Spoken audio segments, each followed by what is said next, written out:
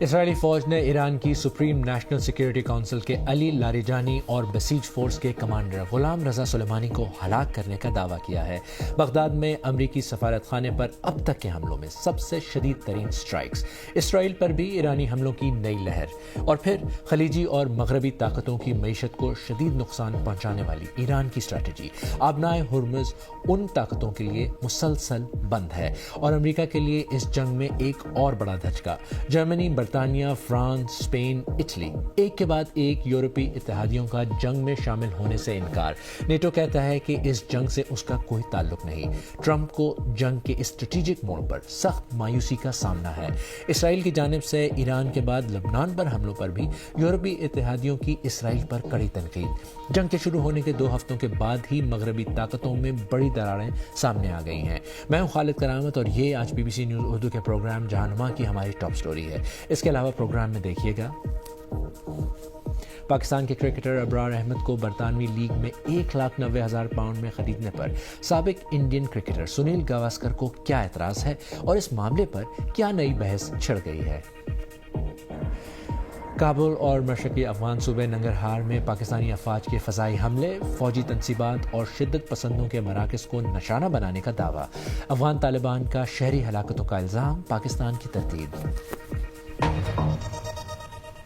Programme کا آغاز کرتے ہیں مشرق وسطیٰ کی تازہ ترین خبروں سے۔ اسرائیلی فوجی حکام نے دعویٰ کیا ہے کہ انہوں نے آج ایران کی قومی سیکیورٹی کونسل کے رہنما علی لاریجانی کو نشانہ بنایا ہے۔ اسرائیل کے مطابق وہ اس حملے میں ہلاک ہو گئے ہیں۔ اسرائیلی میڈیا کے مطابق علی لاریجانی حملے کے وقت اپنے بیٹے کے ساتھ ایک اپارٹمنٹ میں موجود تھے۔ علی لاریجانی ایرانی حکومت کے نمایاں ترین شخصیات میں سے ایک ہیں جو موجودہ جنگ میں مرکزی کردار ادا کر رہے ہیں۔ وہ 2008 سے 2020 تک ایرانی پارلیمنٹ کے اسپیکر بھی رہے ہیں۔ اب تک ایرانی حکومت نے اسرائیلی دعوے کا جواب نہیں دیا ہے۔ آج عراق کے دارالحکومت بغداد کے گرین زون میں موجود امریکی سفارت خانے اور قریبی لگژری ہوٹل کو نشانہ بنایا گیا۔ عراقی سیکیورٹی حکام کہتے ہیں کہ یہ عراق میں اب تک کا سب سے بڑا حملہ تھا۔ عینی شاہدین کے مطابق سفارت خانے پر 3 ڈرونز اور 4 راکٹس داغے گئے۔ 2 ڈرونز کو انٹرسیپٹ کر لیا گیا، لیکن ایک ڈرون امریکی سفارت خانے کے احاطے میں بھی گرا۔ عراق میں ایران کے حمایت یافتہ کئی مسلح گروپ اس جنگ میں متحرک ہو چکے ہیں۔ اچھا، امریکہ کی بات کریں تو صدر ڈونلڈ ٹرمپ اپنے نیٹو اتحادیوں سے زیادہ خوش نظر نہیں آ رہے۔ انہوں نے گزشتہ روز نیٹو ممالک سے مطالبہ کیا تھا کہ وہ آبنائے ہرمز کو محفوظ بنانے میں امریکہ کی مدد کریں، لیکن اب تک نیٹو ممالک کی جانب سے اس ڈیمانڈ کا کوئی مثبت جواب نہیں آیا ہے۔ فرانس نے تو واضح کر دیا ہے کہ وہ جنگ کے دوران آبنائے ہرمز کو زبردستی کھولنے کی امریکی کوشش کا حصہ نہیں بنے گا۔ جرمنی کے چانسلر فریڈرک مرز نے کہا ہے کہ ایران کے مسئلے کا حل سیاسی ہونا چاہیے، فوجی نہیں۔ نیٹو ایک دفاعی اتحاد ہے، مداخلت کرنے والا اتحاد نہیں۔ اس لیے مجھے امید ہے کہ اتحادی ممالک ایک دوسرے کے ساتھ ضروری احترام کے ساتھ پیش آئیں گے۔ ہمارا مقصد ایک ہی ہے، اور وہ یہ کہ اس ایرانی حکومت کا خاتمہ ہونا چاہیے اور اس کی جگہ ایک جمہوری حکومت قائم ہونی چاہیے۔ لیکن ہمارے تجربات کی بنیاد پر ہمیں لگتا ہے کہ ایران کو بمباری کے ذریعے جھکانا غالباً درست طریقہ نہیں ہے۔ جنگ کے پہلے دنوں میں اسرائیل کے وزیر اعظم نے کہا کہ اب وہ سب کچھ کر سکتے ہیں جو وہ 40 سال سے کرنے کی امید رکھتے تھے۔ بقول ان کے وہ ایران میں دہشت گردی کی حکومت کو مکمل طور پر کچل دیں گے۔ بنیامین نتن یاہو نے اسرائیلیوں کو بتایا ہے کہ بمباری کی مہم پہلے ہی دن کچھ مقاصد حاصل کر رہی ہے۔ ہماری مشرق وسطیٰ کی نامہ نگار لوسی ولیمسن نے اس جنگ کا جائزہ لیا ہے جو نتن یاہو ہمیشہ سے چاہتے تھے۔ ایرانی میزائلوں کے اسرائیل پر حملے اب بھی جاری ہیں، لیکن اسرائیلی وزیر اعظم کہتے ہیں کہ اس جنگ نے پہلے ہی مشرق وسطیٰ اور اس کے اندر اسرائیل کی طاقت کے تصور کو بدل کر رکھ دیا ہے۔ اتوار کے روز تل ابیب کے آس پاس کئی مقامات پر ایرانی کلسٹر بموں کے ٹکڑے گرے ہیں۔ اسرائیل کئی دہائیوں سے ایران کے ساتھ جنگ کا منصوبہ بنا رہا تھا۔ ایک سابق جنرل کا کہنا ہے کہ فتح ایران کے انتہائی افزودہ یورینیم کے ذخیرے کو دریافت کرنے پر منحصر ہوگی۔ ایران کافی حد تک کمزور ہے، وہ فضائیہ کھو چکے ہیں، وہ اپنی بیلسٹک میزائلوں کی زیادہ تر صلاحیت کھو بیٹھے ہیں، انہوں نے بحریہ کو کھو دیا۔ اب انہوں نے کہا ٹھیک ہے، ہمیں کھیل کا احساس ہے، ہم اب سمجھ گئے ہیں، آپ ہم پر حملے کرتے رہیں گے جب تک کہ ہمارے پاس جوہری صلاحیت نہیں ہے۔ یہ پہلے سے بھی بدتر صورتحال ہو سکتی ہے۔ ایران کی میزائلوں کا خطرہ اب لوگوں کو پناہ گاہوں کی طرف بھاگنے پر مجبور نہیں کرتا، لیکن ایرانی حکومت کی موجودگی میں کیا یہ ایسی جنگ ہے جو اسرائیل کو 1 یا 2 سال میں پھر لڑنی پڑے گی؟ اگر ضروری ہوا تو ہم کیا کر سکتے ہیں، لیکن یہ اب بھی ایک بہت بڑی کامیابی ہے کیونکہ وہ ہمارے ساتھ ایسا سلوک نہیں کر سکتے جیسا وہ پہلے کرتے تھے۔ اسرائیل ایک چھوٹا طاقتور ملک ہے جس کا اپنا ایندھن کی قیمتوں کا نظام ہے۔ وہ ایک سپر پاور اتحادی کے ساتھ مل کر لڑ رہا ہے جسے توانائی کے اخراجات اور طویل جنگوں سے بچنا ہے۔ امریکہ میں سیاسی حقیقت یہاں کی سیاسی حقیقت سے بہت مختلف ہے، یہاں تک کہ وہ لوگ جو نیتن یاہو سے نفرت کرتے ہیں وہ بھی ان کے پیچھے مضبوطی سے کھڑے ہیں۔ سوال یہ ہے کہ ٹائم ٹیبل اسرائیل سے کہیں زیادہ امریکہ کا مسئلہ ہے۔ امریکہ پر جو دباؤ محسوس ہوتے ہیں ایسے دباؤ اسرائیلی حکومت پر نہیں ہیں۔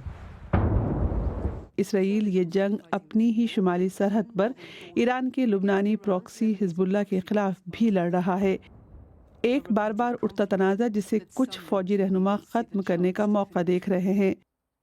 اسرائیلی فوج سرحد پر جمع ہو رہی ہے اور وسیع زمینی حملے کی بات ہو رہی ہے۔ ابھی ہم فوری خطرے کو دیکھ رہے ہیں، ابھی حزب اللہ کو غیر مسلح کرنے کا عمل جاری ہے، یہ سفارتی یا فوجی طریقے سے ہو سکتا ہے۔ میرے خیال میں خطے کے ممالک اور دیگر ممالک جیسا کہ امریکہ، فرانس اور برطانیہ وغیرہ حزب اللہ کو کسی نہ کسی طریقے سے غیر مسلح کرنا چاہتے ہیں۔ تو اب تک غزہ، لبنان اور ایران میں اسرائیل کی فوجی طاقت نے خطرات کو صرف محدود کیا ہے، تنازعات کو حل نہیں کیا۔ اور اسی بارے میں مزید بات کرنے کے لیے اس وقت یروشلم سے صحافی ہریندر مشرا ہمارے ساتھ ہیں۔ ہریندر، امریکہ اور اسرائیل کے حملوں کے باوجود اسرائیل پر ایرانی حملے جو ہیں جاری ہیں، بلکہ ایران نے بھی اپنے حملوں کی ایک نئی لہر شروع کی ہے، تو اسرائیل میں کیا اس کا اثر ہوا ہے، کہاں نشانہ بنے ہیں؟ پہلے تو آپ کو بتاؤں کہ میں یروشلم میں ہوں اور یہاں بھی جو ہے کل مزید کشیدگی دیکھی گئی، یہاں پر مزید حملے ہوئے اور پہلی بار یہ نظر آیا کہ اس ایرانی جو میسائلز ہیں وہ یروشلم کے بالکل مرکزی علاقوں میں جو ہے وہ گرے ہیں۔ اس کے کچھ جو فریگمنٹس ہیں، وہ ٹکڑے جو ہیں وہ چرچ آف ہولی سیپلکر، جو کہ جہاں کی مانا جاتا ہے کہ گریو ہے جیسس کرائسٹ کا، اس کے قریب بھی جو ہے ایک بہت بڑا فریگمنٹ گرا اور وہاں پر کئی سارے اور بھی ٹکڑے گرے، جس کی تصدیق یہاں پر اسرائیلی پولیس اور اسرائیلی وزارت خارجہ کے جو ترجمان ہیں دونوں نے اس کی تصدیق کی ہے، اور اس سے کافی قریب سے دراصل ہم نے بھی تھوڑے بہت جو ٹکڑے ہیں وہ بھی آج ہم نے بھی صبح دیکھے۔ اور یہ تو یروشلم میں اس حملے کے بعد یہاں پر اور کوئی حملہ نہیں ہوا ہے، لیکن کل رات سے ابھی تک تقریباً 6 لہر دیکھے گئے ہیں ایرانی حملوں کے، اور خاص کر کے جو مرکزی علاقے ہیں وہاں پر ایران نے ان کو نشانہ بنایا۔ وہاں پر ایک ریلوے اسٹیشن ہے، اس کے قریب بھی جو ہے میسائل گرا اور اس کے بعد ریلوے سروس یہاں پر جو ہے وہ بند ہو گئی ہے، اور کئی سارے شمالی علاقوں میں بھی ایران کے حملے ہوئے ہیں، لیکن شمالی علاقوں میں زیادہ تر جو حملے ہیں وہ حزب اللہ کے ہوئے ہیں، جس کی وجہ سے وہاں پر زیادہ تر جو آبادی ہے وہ شیلٹر میں انہوں نے پناہ لے رکھی ہے۔ جہاں تک مرکزی اور یروشلم کا سوال ہے تو یہاں پر چونکہ 10 منٹ کا ایک الرٹ آتا ہے تو لوگ آپ کو سڑکوں پر نظر آ جائیں گے۔ میں ابھی سڑک پر یہاں پر کھڑا ہوں، لیکن جب بھی وارننگ آتا ہے تو لوگ جو ہے وہ احتیاطاً شیلٹر کے قریب پہنچ جاتے ہیں۔ ٹھیک، ہریندر، صدر ٹرمپ کی کوششوں اور دباؤ کے باوجود نیٹو کے جو اتحادی ہیں امریکہ کے، وہ ابنائے ہرمز کو کھلوانے کی کوششوں میں شامل نہیں ہو رہے، اس بارے میں اسرائیل میں کیا کہا جا رہا ہے؟ دیکھیے، جہاں تک اسرائیل کا سوال ہے تو جب تک اسرائیل کو امریکہ کا سپورٹ ملا ہوا ہے تو اسرائیل بس یہ چاہتا ہے کہ سفارتی سطح پر جو بھی بات چیت ہو یا جو بھی کوششیں ہوں وہ امریکہ کی طرف سے ہوں۔ اسرائیل سفارتی ڈپلومیٹک جہاں تک جتنی بھی کوششیں ہیں اس میں حصہ نہیں بننا چاہتا، اور دراصل کوشش اسرائیلی رہنماؤں کی یہ بھی ہے کہ وہ یہ دکھائیں کہ اس جنگ کو لیڈ کر رہے ہیں، امریکہ لیڈ کر رہا ہے، امریکی صدر ڈونلڈ ٹرمپ جو ہے وہ اس کو لیڈ کر رہے ہیں، اور اسرائیل جو ہے وہ ان کے ساتھ مل کر کے لڑ رہا ہے، اور اسی اسٹریٹجی کے تحت یہاں پر جو ہے سارے جو ہے ڈیسیجن، سارے فیصلے لیے جا رہے ہیں۔ یروشلم سے ہریندر مشرا، ہمیں تفصیلات بتانے کا بہت شکریہ۔ پچھلے ہفتے برطانوی کرکٹ لیگ دی 100 میں IPL کی ملکیت والی ٹیم سن رائزرز لیڈز نے پاکستانی کھلاڑی ابرار احمد کو خریدا. اس پر کافی بحث ہوئی لیکن بات کچھ حد تک ختم ہو چکی تھی. پھر سابق انڈین کرکٹر سنیل گواسکر نے ایک انڈین اخبار میں کالم لکھ کر پھر سے بحث چھیڑ دی ہے. اس پر بات کریں گے ٹرینڈنگ میں.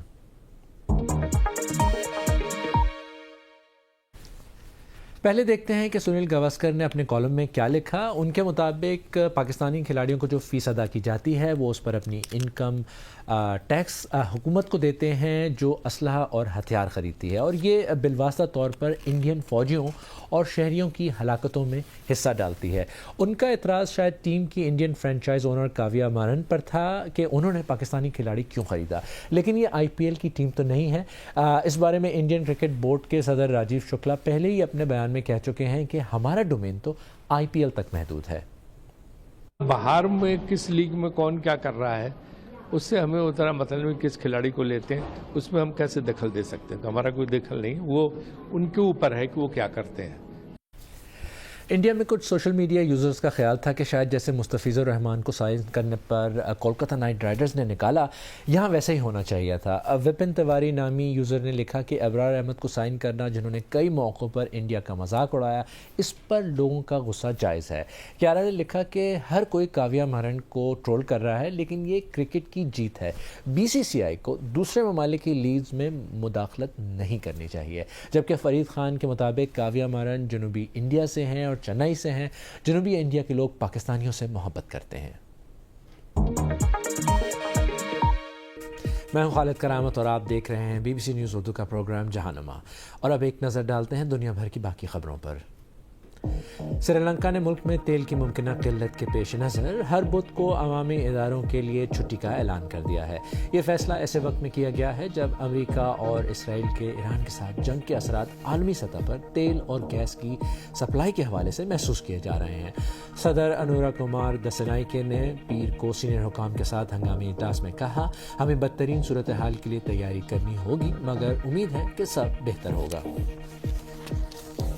امریکہ کی کولمبیا یونیورسٹی میں غزہ جنگ کے دوران ہونے والے احتجاج کے بعد ٹیکسس میں 1 سال تک امیگریشن حکام کی حراست میں رہنے والی فلسطینی خاتون لیکا کوردیا کو رہا کر دیا گیا ہے. وہ نیو یارک سٹی میں کیمپس کے باہر 100 سے زیادہ مظاہرین کے ساتھ گرفتار ہوئی تھیں, تاہم بعد میں انہیں رہا کر دیا گیا تھا. مارچ 2025 میں ایک معمول کی امیگریشن چیک ان کے دوران انہیں دوبارہ گرفتار کیا گیا تھا. نائجیریا کے شمال مشرقی شہر مائدوگری میں پولیس کے مطابق مبینہ طور پر 3 بم حملوں میں کم از کم 23 افراد ہلاک اور 100 سے زیادہ زخمی ہو گئے ہیں. ان دھماکوں کا نشانہ ایک مصروف مارکیٹ اور ایک ہسپتال تھا. ابھی تک یہ واضح نہیں کہ ان حملوں کے پیچھے کون ہے. امریکی ریاست یوٹا سے تعلق رکھنے والی ایک خاتون کوری ریچنز اپنے شوہر کے قتل کی مجرم قرار پائی ہیں. انہوں نے اپنے شوہر کی اچانک موت کے بعد بچوں کے لیے غم پر ایک کتاب شائع کی تھی. جیوری نے یہ فیصلہ دیا کہ ریچنز نے مارچ 2022 میں اپنے شوہر کو فینٹنائل ملا کر مشروب دے کر زہر دیا. جیوری نے کیس پر تقریباً 3 گھنٹے غور و خوض کے بعد پیر کو اپنا فیصلہ سنایا. کابل میں پاکستانی فضائی حملے کے بعد متضاد دعوے سامنے آ رہے ہیں. افغان طالبان کا دعویٰ ہے کہ حملے کابل میں منشیات کے عادی افراد کے لیے ریہیبلیٹیشن سینٹر پر کیا گیا, جہاں اس وقت تقریباً 2000 افراد زیر علاج تھے. دوسری جانب پاکستان کا کہنا ہے کہ حملوں میں کابل اور ننگرہار میں شدت پسندوں کے ٹھکانوں اور عسکری تنصیبات کو نشانہ بنایا گیا. پاکستانی حکام کے مطابق نشانہ بنائے گئے مقامات پر اسلحہ ذخیرہ کیا جا رہا تھا اور حملے بالکل درست نشانوں پر لگے ہیں. پاکستان کے عسکری ذرائع کی جانب سے یہ بھی کہا گیا ہے کہ ویڈیو میں فضائی حملوں کے بعد ایک دوسرے دھماکے کی وجہ سے اٹھنے والے شعلوں سے ظاہر ہوتا ہے کہ یہ ایک اسلحہ ڈیپو تھا. طالبان حکام کے مطابق ہلاکتوں کی تعداد 400 تک ہو سکتی ہے اور 250 افراد زخمی ہوئے ہیں. BBC اس دعوے کی آزادانہ تصدیق نہیں کر سکا ہے. پاکستان اور افغانستان کے درمیان کشیدگی نے گزشتہ ماہ دوبارہ شدت اختیار کی. پاکستان افغانستان پر شدت پسند گروہوں کو پناہ دینے کا الزام عائد کرتا ہے, جبکہ افغانستان میں طالبان حکومت اس الزام کی تردید کرتی ہے. اقوام متحدہ کے امدادی مشن برائے افغانستان کے مطابق 26 فروری سے دونوں ممالک کے درمیان جاری جھڑپوں کے نتیجے میں افغانستان میں کم از کم 75 افراد ہلاک اور 193 زخمی ہو چکے ہیں. پاکستان دعویٰ کرتا ہے کہ وہ افغانستان میں شدت پسندوں کے ان مراکز کو نشانہ نشانہ بنا رہا ہے جو افغان حکومت کی سرپرستی میں کام کر رہے ہیں۔ اس سے پہلے دونوں فریقوں نے اکتوبر میں جنگ بندی پر اتفاق کیا تھا، مگر جھڑپوں کا سلسلہ پھر بھی جاری رہا۔ اس بڑھتی کشیدگی کے دوران چین، سعودی عرب اور قطر سمیت چند ممالک نے کشیدگی کم کرنے کی کوششیں ضرور کی ہیں، لیکن اب تک یہ معاملہ مجموعی طور پر مربوط سفارتی مہم کے بجائے محدود ثالثی کا شکار رہا ہے۔ پاکستان کا موقف ہے کہ اگر افغان سرزمین اس کے خلاف استعمال ہوتی رہی تو وہ دفاعی اقدامات کا حق محفوظ رکھتا ہے، لیکن اب سب سے بڑا سوال یہی ہے کیا یہ کشیدگی مزید بڑھے گی یا سفارتکاری اسے روک پائے گی؟ مزید تفصیلات بتا رہے ہیں اسلام آباد سے نامہ نگار عمر دراز۔ افغانستان کی طرف سے یہ دعویٰ کیا گیا ہے کہ پاکستان نے کابل کے اندر جس جگہ کو سٹرائک کیا ہے وہ بیسیکلی ایک ریہیبلیٹیشن سینٹر تھا جس میں متعدد ہلاکتیں ہوئی ہیں، لیکن پاکستان نے اس دعوے کو مسترد کیا ہے۔ پاکستان کے انفارمیشن منسٹر عطا اللہ تارڑ نے اس کے بعد بہت سے بیانات جاری کیے ہیں جس میں انہوں نے کچھ تصاویر اور ویڈیوز بھی شیئر کی ہیں، اور ان کا یہ کہنا ہے کہ جس جگہ پاکستان نے سٹرائک کیا ہے وہ پریسیجن سٹرائک تھا اور یہ ایک ملٹری انسٹالیشن تھی، اور انہوں نے یہ بھی ثابت کرنے کی کوشش کی ہے کہ یہ ملٹری انسٹالیشن اس ریہیب سینٹر جس کے بارے میں افغانستان کلیم کر رہا ہے کہ نشانہ بنایا گیا ہے اس سے کافی کلومیٹر دور ہے۔ انہوں نے کچھ ویڈیوز شیئر کی ہیں جس میں انہوں نے یہ کہا ہے کہ پہلا جب دھماکہ ہوا اس سائٹ کے اوپر جہاں پہ اس کو سٹرائک کیا گیا تو اس کے بعد کچھ سبسیکوینٹ دھماکے بھی وہاں پر ہو رہے ہیں، جس سے یہ ظاہر ہوتا ہے کہ یہ ایک ایسا ڈپو تھا جہاں پر اسلحہ اور بارود وغیرہ سٹور کیا جا رہا تھا، اور اس کی وجہ سے وہاں پر وہ سبسیکوینٹ ڈیٹونیشنز جو ہیں وہ ہو رہی ہیں۔ عطا اللہ تارڑ نے یہ بھی کہا ہے کہ پاکستان نے کابل اور ننگرہار میں ملٹری انسٹالیشنز کو نشانہ بنایا، پیر کی شب اس نے سٹرائکس کیے اور اس نے پریسیجن سٹرائکس کیے جس میں صرف ملٹری انسٹالیشنز کو نشانہ بنایا گیا، کسی بھی سویلین انسٹالیشن کو نشانہ نہیں بنایا گیا۔ پاکستان اور افغانستان گزشتہ کچھ روز سے اس طرح کی سٹرائکس ایکسچینج کر رہے ہیں۔ پاکستان کی طرف سے اور بھی مختلف علاقوں کے اندر سٹرائکس کیے گئے ہیں پچھلے کچھ دنوں میں، اور اس کے بعد ہم نے دیکھا ہے کہ پاکستان کے کچھ شہروں کے اوپر کچھ ڈرونز آئے جن کو انٹرسپٹ کر کے اور گرایا گیا بعد میں۔ تو یہ سلسلہ کچھ دنوں سے جاری ہے۔ چین نے پاکستان اور افغانستان کے درمیان میڈیشن کی کوشش بھی کی ہے، تاہم اس کے بھی ابھی تک کوئی مثبت نتائج سامنے نہیں آئے ہیں۔ آج BBC نیوز اردو کے پروگرام جہانما میں بس اتنا ہی۔ یہاں پر یاد دلاتا چلوں کہ تازہ ترین خبروں کے لیے ہماری ویب سائٹ bbc.com/urdu پر آئیں۔ BBC نیوز اردو کے سوشل اکاؤنٹس کو فالو کریں۔ خالد کرامت کو اب اجازت دیں۔